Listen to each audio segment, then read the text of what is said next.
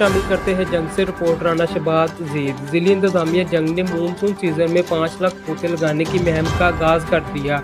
Member सूबाई assembly colonel Ghazanfar Abbas Qureshi, साबका member सूबाई असम्बली शेख मोहम्मद यकूब, साबका मेंबर सूबाई असम्बली फैसल हयात, साबका मेंबर सूबाई असम्बली खालिद गनी, अमीर अब्बास सियाल और मौलाना आसम माविया, डिप्टी कमिश्नर मोहम्मद उमैर और डिस्ट्रिक्ट पुलिस ऑफिसर ने DC ऑफिस के लॉन में पौधे लगाकर मुहिम का इफ्तिताह किया।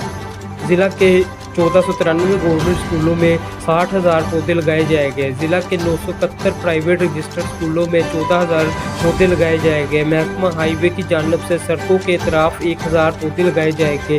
ज़िला कौंसिल की जानब से पार्कों और बाईपास वगैरह पर 3,000 पौधे लगाए जाएंगे।